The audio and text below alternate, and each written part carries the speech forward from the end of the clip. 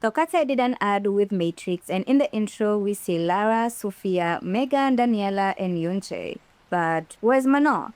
Why didn't she get her own intro? And then there's a quiz that Hype Geffen put up. What does Manon think is her best feature? Her sense of humor, her selfishness, her laziness, or her quiet nature? Why would you do that?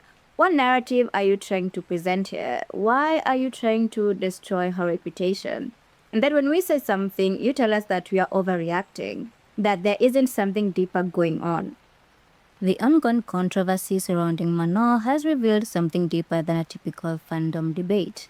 What initially appeared to be a routine hiatus announcement that a lot of K-pop idols have gone through, taking a hiatus is nothing new in this industry. But with Manon specifically, things have quickly spiraled into a cultural moment that's exposing the tension within the idol industry, stan culture, and identity politics. The saddest part about this Katseye shit show that's going on is that it's at Manon's expense, and it's always been at Manon's expense. And if you have been watching and paying attention, you already know that. You see it. She hasn't been treated right by the label for a very long time. I think the worst part now is that everyone is attacking every single member of Katseye.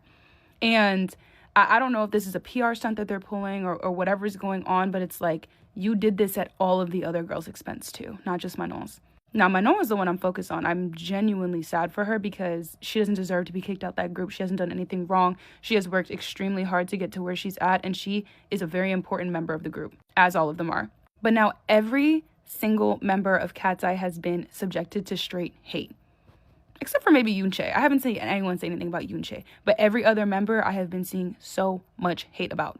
And as much as people want to be like, oh, they never liked each other, like they're in the group together, but they don't like each other, you can't really fake a genuine relationship like that. They all seem like they have genuine relationships from what we see at least. But not to mention these girls are trauma bonded together. So at the end of the day, they are going to be like sisters. And you know what? Sisters fight. They go through things. That is regular.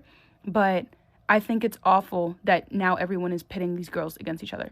They probably have been told by the label, you know, alleged, you won't be suing me. But they have probably been told by the label that they can't say anything, that they can't speak out. And they're probably all still friends, and they're probably all feeling this really bad. You think they debuted with 6 people and wanted it to be 5?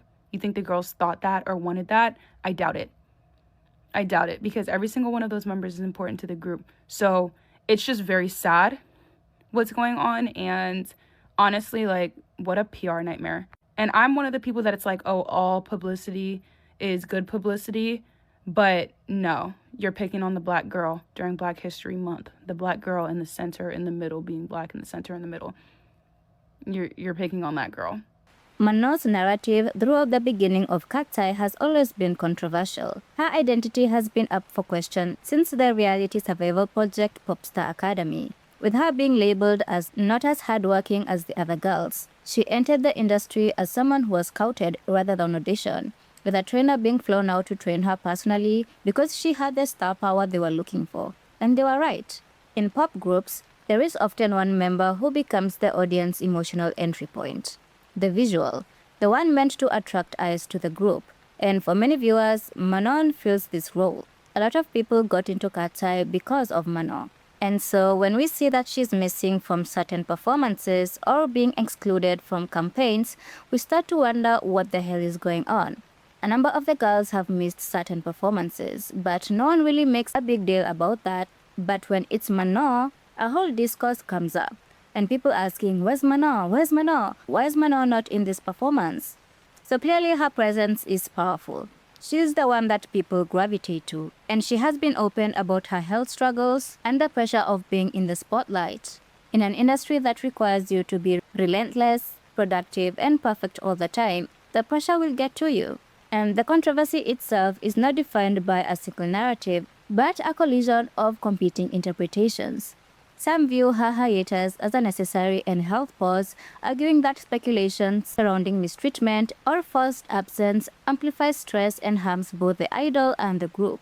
Others interpret the situation through historical patterns observed in the music industry, particularly regarding how certain melanated members of girl groups have been marginalized or criticized. These interpretations are fueled by broader conversations about representation, anti-blackness, and colorism, themes that repeatedly surface when discussing the experiences of black women in global pop spaces. Listed a lot of conversation of not only the way she's been treated in Katseye, but also how Black girls and girl groups have been treated in the past, from Little Mix and Leanne to Fifth Harmony and Normani, even going back to the Pussycat Dolls and Melody, which I wish I included in there, but I was focusing on the girl groups within this past decade with my generation. Argument can still be had because it is fact. The Black girls are being mistreated terribly. And the situation just keeps getting worse because now you have Daniela's dad shading Manon in the comment. The conversation has gone from is Manon coming back to should Manon go back? She's even come out and said how the documentary gives her anxiety.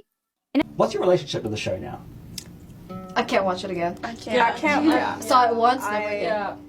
Honestly, like when I hear about it, I get a little. She does. It's like there's so much more that went into it that people didn't get to see. And in an interview with The Cut, she says, being called lazy, especially as a Black girl, is not fair. Now I feel like I always need to put in extra work to prove something, even though I really don't. Which is so unfair that the label made her go through that for entertainment, ratings, and money, using her face to sell and then treating her poorly. In digital culture, perception often carries more influence than actual reality. Once fans perceive a pattern of unfair treatment, the fandom gets protective. From group member to an individual symbolic figure. People are now jumping to support Manon as a solo member. This message is for Hive. If Manon doesn't come back to Katseye and it's due to some nefarious activities from management or she gets forced out for some reason, it's a wrap on Katseye for me. And this is no shade to the other girls in the group, Pookies. Don't even look at this video. This has nothing to do with you. You guys are talented, great, amazing, but something in the water just isn't right. And it really started with that reality TV show. That's when the narrative really formed about Manon, the only Black girl in the group, mind you, being lazy and not deserving of her spot in the group. Where have we heard that stereotype before? And then people saying she's only there because her face card has never declined a day in her life. But mind you, the producers contacted her and flew her out there to be a part of the show and then ultimately to get into the group. So where do we go from here? And I'm gonna say this too. Katseye fans, some of y'all deserve your lashings as well. Are y'all fans of these girls or do you hate them? Because sometimes reading the comment section, I genuinely cannot tell. Every day is something new. The nastiness, the name calling, especially the hatred towards Manon. And from what I understand, she suffers from some illness, some type of sickness that might cause her to take time off from the group. That's why she's missing from one of their most viral music videos yet with over 200 million views because she may have been sick from what I understand. So let me just say this to Manon. Alyssa Liu took time off because she wanted to and she came back better than ever and now she's an Olympic champion. Simone Biles took time off as well and she came back and won gold. Manon, take your time off. I don't know if it's mental health related or if it's related to chronic illness or the hatred and the vitriol from some of the so-called fans. I don't know, but take the time off and come back stronger if you want to. The concept of the underdog plays a powerful role in pop culture. Audiences are drawn to narrative of individuals navigating systems that appear larger and more powerful than themselves.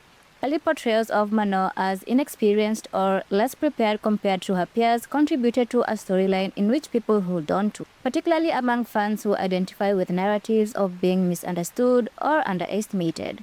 Katseye's formation came with blending Western pop with the structure of the K-pop idol system, and the group exists at the intersection of these two entertainment cultures with very different way of doing things. The idol system often emphasizes discipline, collective identity, and the company basically controlling your public image, while Western pop audiences prioritize individuality and authenticity. Manon's public persona highlights the friction between these two industries. Many fans express support not only for Katseye as a collective, but specifically for Manon as an individual. When an individual member becomes symbolic of reality, fans may prioritize that member's well-being over the group's success. A lot of people are now withdrawing support for Katseye if Manon ends up leaving the group. I am 10 toes down behind Manon. Not gonna lie, if she left the group or she was kicked out of the group, quote unquote, I love you, Katseye down. I love you guys so much. But my loyalties, Manon. I've always been OT6. But I am not about this shit. I am not about the way this man is talking about her on the internet. I'm gonna be so real. If like in a couple months today, I'm like, actually, Manon will no longer be continuing contact with Hive. I don't care about Katseye. Like, I don't care about what they do. Like, if Manon's not there, I don't give a fuck. Like, the only reason why I was messing with Gnarly and Fried Chicken Bubble Tea is because it was a Black girl that was doing it and she was pretty. Sorry.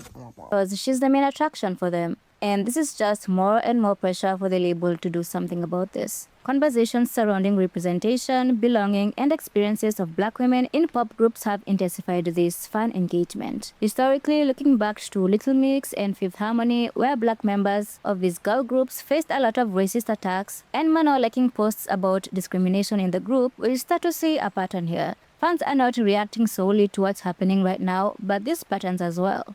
And then adding on to this creepy-ass man who's supposedly Daniela's father, who's throwing shade at Manon, talking about we need girls who can grind, the show must go on, which is not making things better for anyone. Now, we're not sure if this is Daniela's dad or someone pretending to be him, cause he's been saying some truly disturbing things about his daughter. It's just crazy. Now, the future trajectory of this Manon hiatus situation remains uncertain, but its cultural significance is already clear. Guys, the girls are assembling for Manon, and I am 100% here for it. Because not only has Normani now followed Manon, but she now has SZA, Lay-In, and Chloe Bailey all defending her. Like, I don't think y'all understand how powerful this statement is in itself. We have multiple black women who've worked in the music industry coming together to say, hey, we want Manon. Anybody who says that people are being dramatic over the situation, no, I actually feel as though this is just enough. People need to understand, not people, Hive needs to understand there's no Katseye without Manon. They need to get that through their thick skull. Like, I genuinely don't know what sonic rings got knocked out of Hive's head, but they need to get it back intact. Cause who are y'all feeling like? The people want her. The people are banding together behind her. I'm seeing Katseye fan pages saying that they will be closing their accounts if Manon's hiatus is forced by Hive, if it's not willingly. Because it's like Hive not defending her. I mean, they don't defend any of their members for that matter. They don't defend nobody. So who's gonna defend her? The black girls gotta come together. I'm happy the girls are uniting. This is what is needed. This is the energy we need to keep up. But y'all let me know what y'all thinking in the comments. I am genuinely loving this for her. The people want Manon. She's out here doing her thing. She starred in an amazing short film. She's part of a judge panel for America's Next Top Model Germany. And her prospects look amazing outside of Katseye. And maybe the record label has a problem with that, with her having a huge identity outside of the group because she is that girl. She has the star power, no matter how much they try to downplay her. So who knows how this will end up? Will she return? Is this an indefinite hiatus? We're all speculating at this point, but one thing is for certain, and it's Manon has the support of the world behind her in whatever she's going to do. And in case it wasn't clear, Katseye, I love you. I love you so much. Me and Manon are like this, though. That is my sister. That is my ahijada. I am her madrina. That is my child. That is my sister. That is my daughter. Whatever she does, I will be first in line to give her my money to make sure she can pay her bills. Thank you for watching this video. Tell me your comments down below. Like and subscribe, and I will see you next time. Bye.